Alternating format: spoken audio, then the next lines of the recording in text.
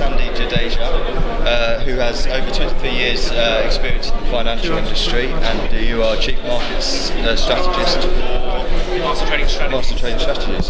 Hi Sandy. If you were to give a new trader one piece of advice, one simple piece of advice, what would that be? It's difficult just to give that one piece of advice, but essentially just don't trade with more money than you can afford to lose. So in other words, you're going to make mistakes at the beginning. Chances are you're going to get wiped out.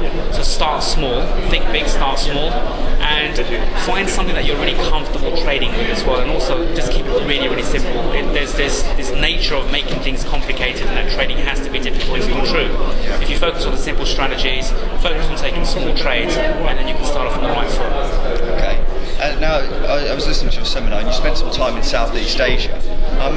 Is there sort of a difference in their trading approach, trading strategy at all to what we have? There's a huge difference between Southeast Asia and the UK and the US in that they're extremely hungry. They want to learn. They will devour anything that you tell them or teach them. Are there different trading strategies? No. Trading is trading. Every day the market's open, they close, they make a high and a low.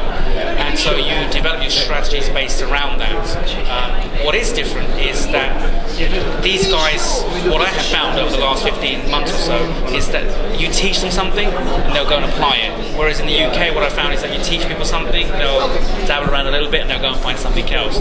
Whereas these guys try to perfect the art. Okay. Now you said in your seminar you don't need to know what happens next. Can you sort of elaborate on that? Yeah. Basically, we all want to know what the market's going to do next. Is it going to go up? Is it going to go down, sideways? How do I put my trades on? If you take the notion that we really don't know what's going to happen next, it's impossible to know, then what you're doing is you're relieving yourself of the stress of saying, well, this must happen. So what I teach is by using very simple price orders or bracket orders, place them in the market and let the market do whatever it wants to do. And that way the orders will get kicked in, you simply let the trade run, you manage the risk, you manage the trade, and that's it. Okay. And also, with all the experience you've had in the financial markets, what's been the sort of biggest change that you've seen in the world of trading?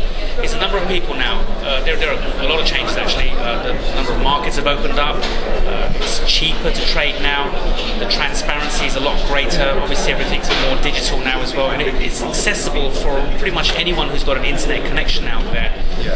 And when I say it's cheaper, it means that the average person can open up an account with just a few £100s or a few $100 and start getting into this business.